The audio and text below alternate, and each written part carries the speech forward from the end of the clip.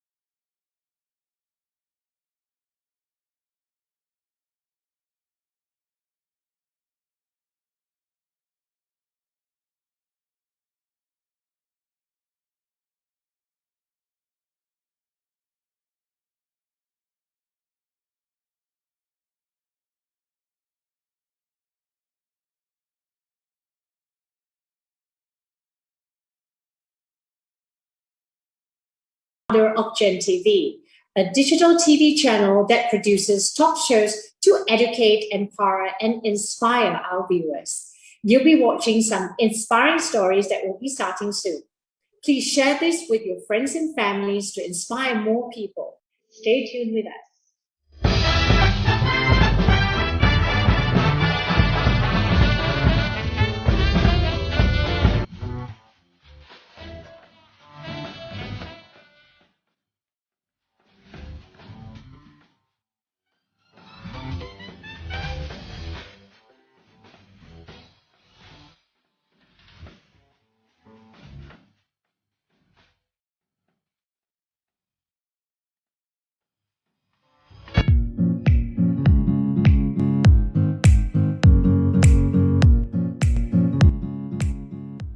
Welcome back to Live the Stage with me, Frida Liu and Gen TV. I'm going to call this three-parter Sustainability at Heart. Why? When we think of sustainability, we think of things like climate action and the environment. However, Sustainable Development Goal number 3 is about good health and well-being, where we look towards ensuring healthy lives and promote well-being of all ages. And this is well-being in the head and well-being in the body, right? My guests today are some of the inspiring speakers and trainers who did just that and stood up for others, assist in raising funds for people in need, help uplift people's morale and mood while reviving their own business and reinventing themselves. And they will have interesting stories to tell, I can assure you that. My first guest is a Canadian TEDx speaker and former elite figure skating choreographer to world and Olympic champions. Kevin Cottam's non-conformist and Zen-like quiet authority, powerful presence, and unique global living experiences captivates and inspires his audiences to never settle for too long and continually step into their courage and values. He shares how leaders and managers can learn from semi-nomadic tribes in Mongolia, Kenya, and Morocco. And he says you can learn from nomadic mindset, which very neatly brings me to my next guest. And of course, before I talk about the next guest, Kevin, I had an opportunity to meet him many years ago talking about this very thing. Now, Kevin calls Fredrik Haren his mentor and worked and traveled with him to Mongolia and discovering and developing the nomadic mindset. His book of creative solutions shocks and wows the crowd now more than ever before humanity needs to find imaginative solutions for survival and vitality on this planet. Fredrik, also known as the Creativity Explorer, is considered one of the top speakers in the world about business, creativity, disruption, and change. And he's currently writing an exciting novel that will hopefully become a big success movie. And of course, I've seen Fredrik's videos, and it's very interesting how his mind works. So it's going to be an exciting session here today. But I have to ask both of you as well, right? Your immediate reaction when you first heard of the pandemic and it finally hit our shores, Kevin in Singapore, and of course, Fredrik, wherever you were at that moment. We'll start with you, Kevin. When I was here, I was just wondering, oh, what is this? And then the other part is that I ended up going to Namibia and I was barely getting out of Namibia just in time to get back to Singapore. And I thought, oh, now we're really into it. And then I just sort of thought, I'm going to watch it and see what happens, because I was in such a Zen mood from doing research in Namibia. I thought, oh, I don't know what this COVID is. I just let it hang for a while and just sort of see what's going on and live in the gap, as they say. Right. So always nomadic, always Zen-like. And I'll want to find a little bit about Namibia in just a moment. What about you, Frederick?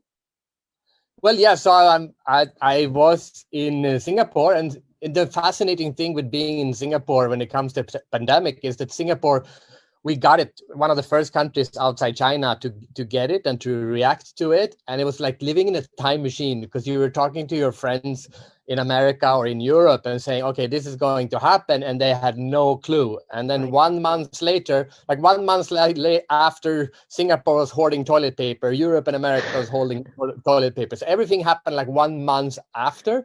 It was so strange to see how the same event could play out in different time, like 1 calendar month later in other parts of the world. So it's fascinating. We realized that you can do without toilet paper. It's called water. So no, I've got some questions, but Namibia, this is a part of your research again, Kevin? Yeah, I mean, last year I decided to go to Namibia, and I was actually attending a Plan B conference because it was canceled, and then it was on again. But at the same time, I had planned to do some research with the Himba and the Bushmen of the Kalahari, and it was fascinating to do so. And I was ahead of COVID. It's like it was chasing the rest of the world, and I was ahead of it. And there was nothing happening in Namibia at that time. And then when I was to arrive back, it was like, oh, you're isolated. The president said we are stopping any planes coming in and out, and I'm going, how am I going to get out? Anyway, I got out.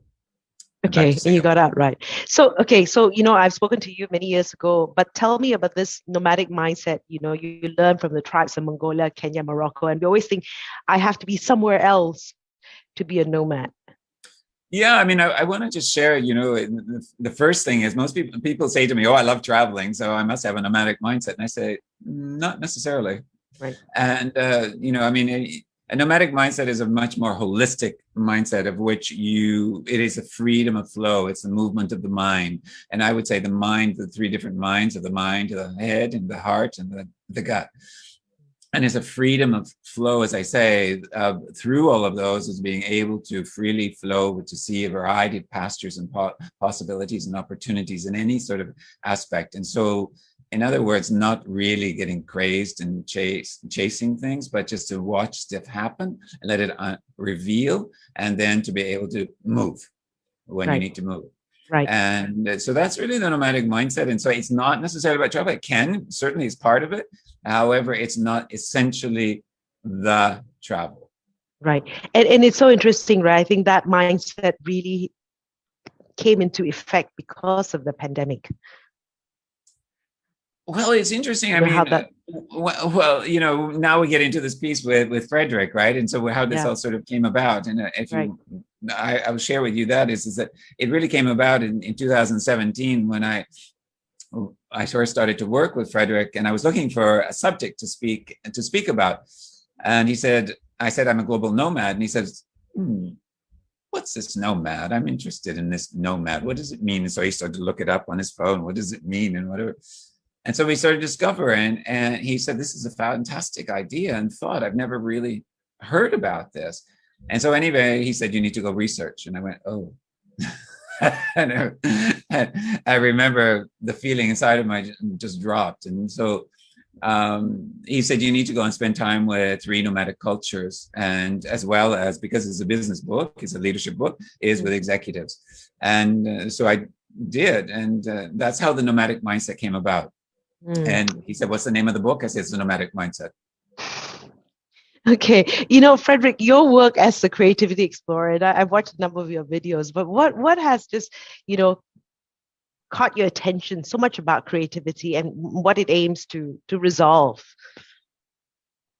You mean specifically around the pandemic? Well, just what you're doing right now as a creativity explorer, and you can connect it back to the pandemic, of course. Yeah, sure. Yeah, so I've been studying creativity for more than 20, almost 25 years. But for the last 5 years, I kind of realized that I want to study it in the more unexpected places. And then that's how I kind of transitioned into the creativity explorer. So now the last couple of years, I went to North Korea to study how do the North Koreans look at creativity. I went to the slums of Mumbai to interview the people who live there. How do they look at creativity?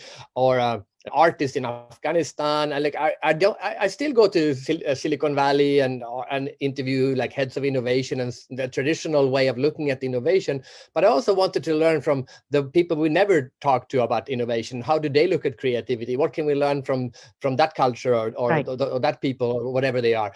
So I broadened my scope on what creativity is, and it became much more rewarding, my work. It's been a wonderful journey. Okay, and I saw this video of you together with Ray Mark, the pianist, and how he can listen to music, and there was a whole thing about patterns, which is very interesting, right? And when you look at patterns, just is your story, right? Creativity, what you said, creativity in North Korea and creativity in the slums of Mumbai or innovation. What did you learn from them? Specifically North Korea or both? Yeah. Okay, so generally, I've learned that the more different kinds of people I talk to about creativity, the more I understand that there's so many different facets of creativity. Sometimes we talk about creativity as if it would be one thing, which is very unfair to creativity, because creativity is all about doing different things in different ways. Right. And what I learned is that I kind of compare it to food. So like food is food, but Korean food is different from Chinese food, which is different from French food. And if you realize that, you realize you can learn something about food from Korea and something about food from France. And that's kind of how I'm looking at creativity now, that there are many, many, many facets about how different cultures approach creativity. And the more curious we are about finding these nuances, the more dishes, so to speak, we can create when it comes to being creative. So maybe one day you say, today I think I should use the Chinese approach to creativity, or today I'll add a little bit of Italian creativity to it, and so on. Right. So just like we have fusion cooking, we can have fusion mindset towards creativity, and it becomes much more fun and exciting and much more things to discover. Right. And I guess like right now, when you're having these conversations with organizations or individuals, how do they see this being applied to their lives or organizations in this period? This is a very interesting period, because I think a lot of people went into kind of first, a lot of people got afraid, and afraid is normally not a good place to be if you want to be creative. It could be for some people, like for example, when we have a big problem, sometimes we become very creative. It's the Apollo 13 phenomena. We have some people in the middle of nowhere, suddenly an oxygen tank explodes and we need to solve the problem. So sometimes problem can trigger creativity, but for most people, most of the time, our best ideas come when we are relaxed by ourselves, not stressed, not forced to be creative. And I think it took a while for people to get past the afraid stage and then go into realizing, okay, this is what and I think now you can feel that a lot of people have this built up creativity coming out. We can compare it to the last pandemic. The 1920s was a very, very creative time, and it happened just after the pandemic. So I think we're going to have a similar time coming now, and it's going to be very exciting. Right. Okay. I love your view of how usually during periods of Great Depression, after World War II, there was a lot more creativity after these sort of things happen. And like we always say, you either fight, freeze, or you can choose to flourish during that period, right? Kevin, your mantra of moving on, it's not about running away or escaping, right? And it is about running towards your learning, growth, and expressing your excellence so you can thrive. I think, how do you go about doing that? And why do we feel like running away, though? Because I know I do sometimes. Yeah, I mean, I think that we all do. And I think that that's a lot to do with external referrals. So in other words, what the external world is actually sharing with us that this is wrong. And so we need to look back. I mean, running back or running away from is actually fear. And it's a lot to do with what Fredrik was speaking about. And it's also running away from taking risk. And if you think about facing a lion, for example, as the Maasai will do, is they don't run away from the lion because the lion will kill them. Right. And it's the same thing. If you run away from something, it's still going to be there, and it might get bigger and larger, and then you'll be paralyzed. And that's what sometimes has happened with, people within COVID. Instead of moving towards, taking one small step towards where you need to go. And And that takes the ability of being creative in many ways. Right. And it's a very strong link, is that, and if I link that again, it's also into what Fredrik is talking, is very nomadic, is that it has that fluidity of looking at different pathways and getting curious. It's all about curiosity. And moving forward, for example, running towards, is really about understanding six principles that I found with nomadic cultures. And that is being silent and still and alert at the same time, curious at the same time, intuitive at the same time, observant at the same time, and also, I think, what was the last one that I left out? I think it's about, I said intuitive, right? Yeah. Anyway, and right. There's one more. I'll get it back again. But those are so important, and I believe that that's exactly where we're at right now, and which helps that creativity, that innovation. It allows us to be able to move forward instead of running behind, because running behind, as I say, is actually moving backwards. It's a past referral. It's where our comfort zone is. It's about, I don't want to move out of that. And COVID has shifted us and said, this is uncomfortable. We need to figure out how to live in this uncomfortable period. And hopefully people will learn new strategies, new habits, new ways forward, so that they're able to be, as Fredrik says, creative and on so many different levels. Right. The first one was very interesting, to be silent and to be still, which is so difficult. Yeah, I mean, so I compare it again to the situation of facing a lion, and this is exactly what the Maasai have told me. Okay, so when they face a lion, they have to move into the breath of the lion.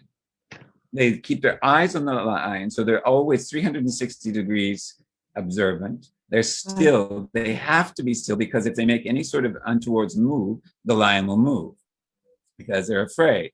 In many ways, and so being alert is like ready to move at any time. They have their spear and they have their red shuka, and the red shuka means that the lion is afraid of red, they say. And so, but being still, you need to go into that breath and to match the breath on the other side. Wow. Okay. So, I mean, I'm trying to think, like, I guess, like, during this period as well, when the pandemic hit, and what did I do? Of course, you just observe what's going on, and it is happening. You can only protect yourself as much as possible, but then you also work towards building your immunity and then strengthening your immunity as much as possible, right? I think that's it's in the air. So, but what can I do? I can only look at, improving my, as much as I can protect myself, also just improve my immunity. Now, Kevin, people who live in small homes, say in Hong Kong, and I guess some parts of Singapore as well, how is it possible to develop a nomadic mindset where your physical space seems so confined? Yeah, that's a very good point. And it's often the situation, I think, that the small spaces are challenging because they close us in. And let me bring you back to a quote that I was told in Mongolia, Fredrik. And when we were in Mongolia, one young girl said to me, she said, "Nomads think vastly, act narrowly." So in other words, they think very vastly. If they're in a confined space, like in a yurt, it doesn't have a lot of stuff in it, but it's confined. But if they go outside, it's very vast. But their thinking pattern is wide before it goes narrow. Wide before it goes narrow. And most of us, it's very narrow.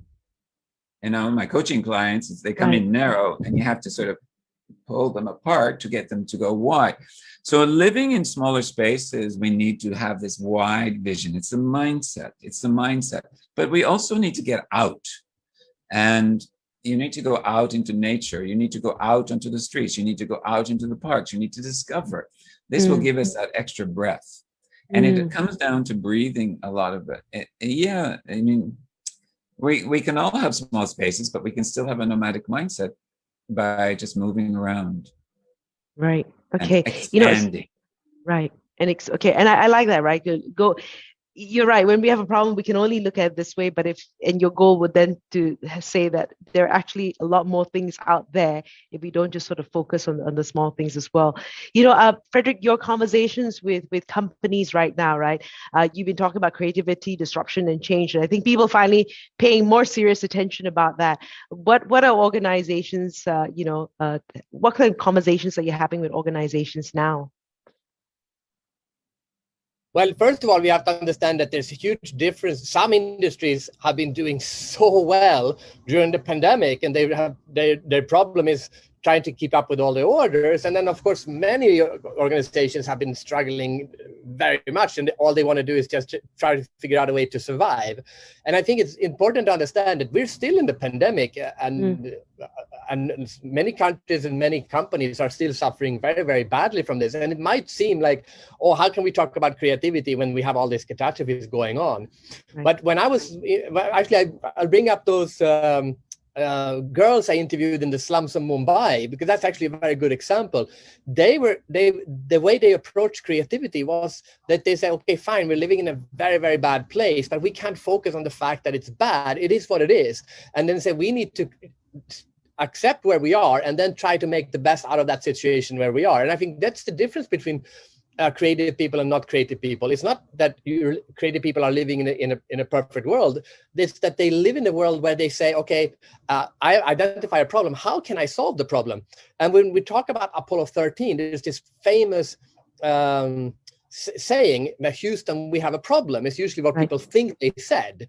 Right. But actually what they did say is, Houston, we had a problem. So as soon as they realized that the oxygen tank had exploded, and the first thing they said when they called back to Houston, when they get radio contact again, was we had a problem. And then they moved straight into, okay, how can we solve this problem? And I think this is the difference between organizations that have managed well and organizations who don't. Okay, fine, we have a pandemic, good. And then let's move on and say, how can we now solve whatever problem that has created? And now you're in problem solving mode, which is a much better place to be in than being stuck in a problem. That's not where right. you want to identify the problem, but you don't want to be stuck in the problem. You want to be in the face of, how can I now solve whatever problem you have? It can be big or it can be small. Right. And you talk a lot about a global mindset, right? What is this global mindset? And it's not the fact that you've traveled a lot, but I know you have, but what is this global mindset that we should adopt? Well, actually, it's a human mindset. So that's actually what it's all about. And I think a lot of people, we all know we have different identities. Like I'm myself, I'm a father, I'm a husband, I'm a Swede, I live in Singapore, and so on. And you can be a Muslim or a Christian, you can, whatever, you have a bunch of different identities, but very few people would actually identify or put the identity human being at the very top. And when we do that, something fundamental changes in how we approach almost anything. And I think the best thing that the pandemic has taught us is that the virus couldn't care less what nationality. So I'm very happy we changed this idea of the Indian variant to the Delta variant, because it's not an Indian variant. It's now everywhere and it's spreading, and it doesn't care. Right? This is a human right. problem, and humanity went together to try to solve it. Not as much as we should have, but imagine if we would have. Imagine if all the countries would have said, oh, who's dealing with this bad? If Sweden would have said, oh, Singapore is dealing with the pandemic this way. What can we learn about Singapore? Instead, we went into this nationalistic thing of saying, how can my country solve the virus, which of course is going to lose against the virus that couldn't care less about national borders. So the more we think about humanity and what we can do together to solve problems together, the better. And I think humanity might have learned a lesson here. I really hope so. All right. Okay. I just want to go back to an earlier point that Kevin said. You talk about the going wide and looking in a vast and then narrow, right? A situation where you've had with a client, and like you said, most clients come in looking narrow. And then how do you, an example of someone you spoke to who then looked at something I think that's what we need to look at. The reason I'm getting to that is that because people just can't see beyond 3 feet in front of them right now. Yeah, I think that, if I lap onto what Fredrik was talking about is the stuckness. A lot of people get into the stuck and start seeing things from a very narrow situation. So, for example, recently, a lot of people have been having problems, with the point of no time. Mm. And so consequently, the leaders that I work with, they say, I don't have time to reflect. And I say, well, what will happen if you don't take the time to reflect. And then they start going into these thoughts and ideas of what could happen. So in other words, it starts to expand them and let them go wider, which is what the Nomad does. And this is what creativity does, is what, Fredrik was just talking about, is about allowing that expansion to happen and to see, okay, this is a problem, but okay, now what's the solution? And that's exactly what I noticed about nomadic cultures is they may have a problem, but they don't waste too much time about it. They find what is the answer. So in other words, it's about getting curious as a coach, and it's about being able to get the right questions to really expand. Now, one of the things that happens with this is there's also a bouncing effect, right? Because there's nothing linear with this. It's to go wide or to find another solution. Is it bouncing? And that is what reflection is in many ways, is being able to reflect and bounce back and forth. It's bouncing back the light waves, and literally, but it's that conversation with the coach. And that helps that individual to really find that expansion. And I have to say that's by in these situations of variety, they're able to move very quickly. And they're also able to, because I also talk about values. And so the values then help them as well. So it's that combination of what, Fredrik is really talking about in creativity, and what's been happening is those that have been able to quickly become alert, quickly get curious, then they're able to move. Because it's all about movement. Right. So long as we keep moving right forward. Right now, Fredrik, you're now living on an island where you make your own water, electricity, and hot water. Why are you doing this, and how long did this project take you? Well, yes, you might hear the seagulls and the waves in the background. So yes, I am sitting on an island. Okay, here we go. There we go. That's my view. And I live here 2 months per year every year. Actually, because of the pandemic, we are now living here for 4 months because we couldn't go last summer. So we're having COVID revenge. We're doubling down this summer. And the idea of living 2 months on an island, isolated from the rest of the world, literally, is because we're talking about this time to reflect, time to think, right? That's the whole idea, that you actually have your best ideas when you're by yourself. So that's why I live on an island. And then when we got the island, I said, okay, why don't we try to make it, because it's an island, you could do it differently. So this is the wireless island. There's no wires on it. There's no water cable. There's no electricity cable. So I make my own drinking water from salt water using the solar cells, so solar powered electricity. I haven't paid an electric bill in 20 years, which is an amazing feeling. But I do, but also for trash, for example, any trash that you create when you are on an island, you have to take off the island, or you have to get rid of it by yourself. So you become very aware, especially when you make your own drinking water. We make 1 liter per minute, so it's like a trickle. Right. So you get very aware of what water is and the value of it. You get very aware of what trash is and that you need to take care of it. You become much more aware of food, for example, anything. You become much more aware of what it is, how valuable it is, and what part you play in the rest of the environment, so to speak. So and sometimes I think about Earth as the human island. Basically, it's a very tiny little island floating around in a vast sea of space. And if we would think of Earth as an island, we would have a different. This goes back to the humanity aspect. We would think of it differently if we all thought we're living on this tiny island together. Because you wouldn't think twice about helping someone who is on the same island as you if the island is small enough. But and Earth is really tiny. We could have the human island mentality. We would think differently about how we spend resources and who we help and how we help people around the world. Right. Okay. So it's been 20 years that you've had this island. Yes, but only 2 months per year. So only in the summer. So technically, I've only been on the island for 4 years. Right. So how do you get rid of trash? That's an interesting one. Oh yeah, so we do composting for anything that can be composted. We compost, including toilet waste and everything like this.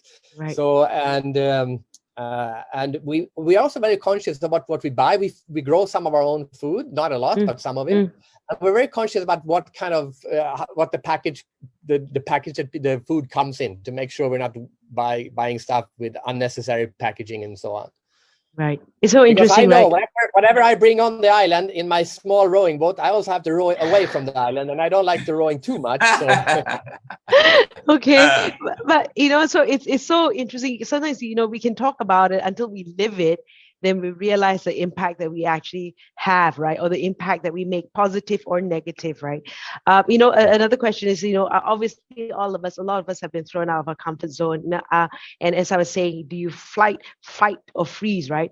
And maybe just to encapsulate again, right? How do you see the nomadic mindset helping people now that they've been thrown out of the comfort zone, and of course with creativity as well? What can we do during this period? So I'll get Kevin to speak first. Sure. I think that the whole point about the nomadic mindset is this freedom of flow of movement. And what happens is with most of us in our minds and our lives and the way we are taught and whichever, we get into a stuckness and we get into a settling thinking of everything is comfortable and whichever. And it's this discomfort which allows the creativity to come out. It allows that boldness. It allows that inventiveness. It allows you to move in different directions. And I think that's very important. I think the other point is that the one of the six that I forgot was listen. And I think that works nicely into this, is that we need to listen a lot more. And that's one of the things the nomadic mindset is doing, is listening not only internally, but externally and everywhere. It's finding all sorts of sounds and noises and what are those? And I think that we need to be able to listen much better than we do. And that will help us to expand, which will be able then to stop us blocking, which will then lead into the creativity that Fredrik is talking about. We'll be able to really move. Right. Fred. Yeah. Can I add to that? So sure. I think that this idea that we have fight, flight, or freeze, I think is very dangerous. I would like to add one. We faced with a problem, let's say a lion, we have fight, flight, freeze, or create. And I just saw a post a couple of days ago about this one guy somewhere in Africa who had learned how to give foot massages to lion. And every time that the lion saw him, they just rolled down, lay down on their back and put their feet in the air because they just love the foot massage. So that's a fourth way of dealing with the lion. You're not running away, you're not freezing, or you're not fighting the lion, you're giving it a foot massage. And I think that's kind of how we approached the pandemic in my family. The first thing we said, me and my wife, when we realized this is going to be a tough year, we said our children are going to remember the pandemic as the happiest time of their life. And everything we've done the last 18 months have been focused on, is this the best for our kids right now? And that's why we are on the island for 5 months. We took the kids out of school and we're homeschooling them because we said they should remember that they had the longest summer vacation, because when you homeschool on an island, even if they go to school, it feels like they're on a summer vacation. And they will look back on the pandemic, because they're young kids, they're like 6, 8, and 10. They will look back at the pandemic as the happiest summer of their lives. And that's because we didn't do the first three. We did the fourth one, which is to create. We gave our children a foot massage, so to speak. Right. So I was going to, this is my question about serendipity, right? And how that's been described as finding good without looking for it. And I was going to ask, how has the last 2 years been serendipitous, for you? And so I love that story, Fredrik, and then the kids will say the pandemic was the best time in their lives, right? And you can add on to that if you want. But Kevin, how has this been, serendipitous for you? I think it's been serendipitous in a lot of things. It's because it's allowed me to explore and to see and to observe that everything that is in front of me is a possibility, is an opportunity, is a seed. And so I look at everything as, what is that? Why is it here in front of me? What do I need to listen from it? What do I need to observe from it? And I think that that's one of the biggest things. And one of the things that happened during COVID was, because I like to give back to the cultures, especially the Maasai and the children of the Maasai, is that I did a GoFundMe to help them. And so that was very serendipitous that gave me that movement to do that. And at the same time, help them in their education. But I think that it's really been a serendipitous time to look deeper. And it's allowed me to see everything as an opportunity, even if I didn't take it, but question. So it's a lot of questioning. Right. Right. Okay. Just to share, what is the situation with the Maasai children? Well, the Maasai children, I mean, now I mean, who knows? I mean, the situation in Kenya is up and down. They don't have a lot of vaccinations.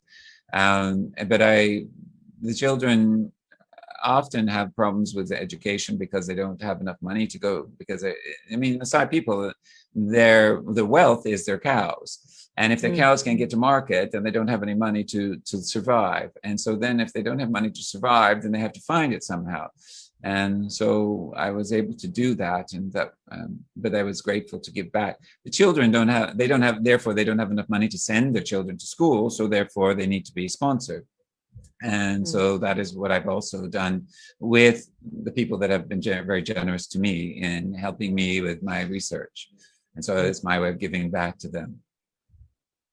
Right. If you, for me, I think like during this period was just a case of nowhere else, there hasn't been a moment when everyone is on a standstill, right? And it was just there was time for reflection, which I appreciated, and I actually realized that I liked myself very much, right? And that was good, and I wasn't on the go because everybody was quiet, and that to me I found has been good in the last 2 years.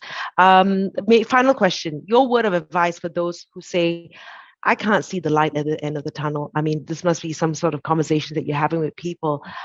Fredrik, what's your advice?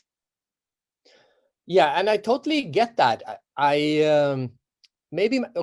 advice to people who can see the light at the end of the tunnel, I would say, look for the light in the cave, because if it feels like you're not in it, it feels like you're in the cave. Okay.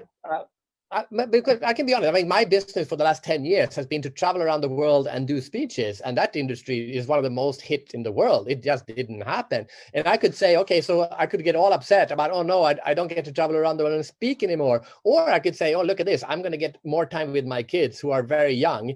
And everyone who's a parent says, I wish I spent more time with my kids when they were young. Right. And I say, oh, look at this, what a gift.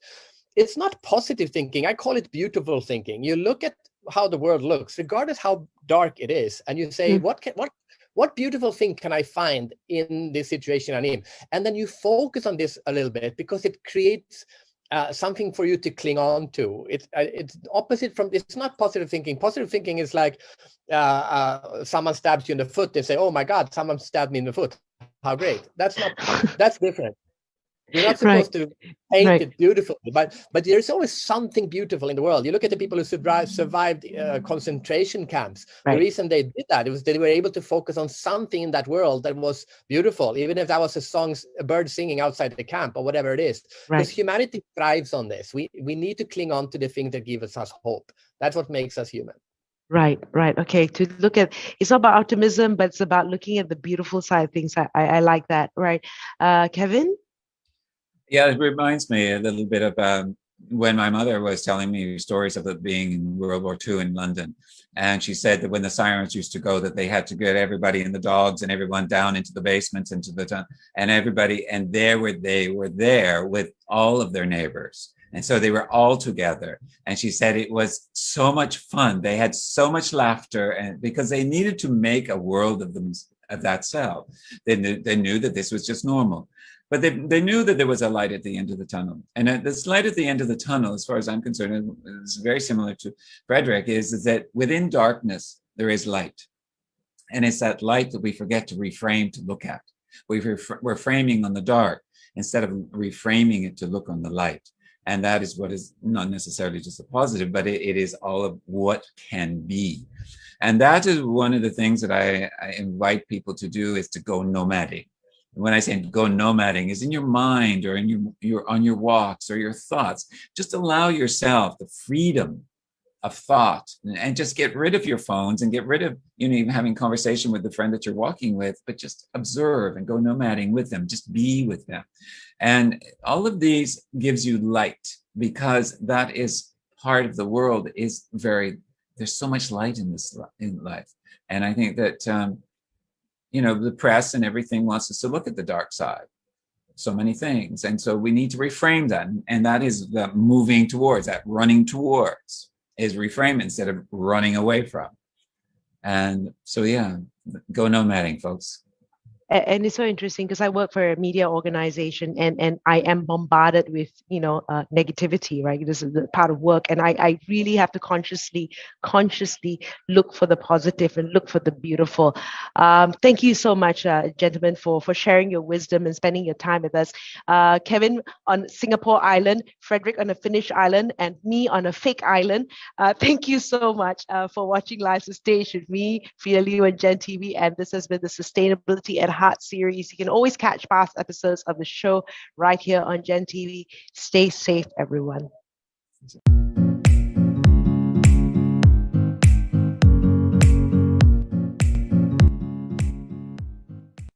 Thank you for watching Gen TV, a digital TV channel featuring compelling interviews on life, parenting, entrepreneurship, women empowerment, and the realities of living. If you're interested to produce this kind of talk shows, do drop us a message here on our FB or send us a WhatsApp message at the numbers below. We will be in touch with you soon.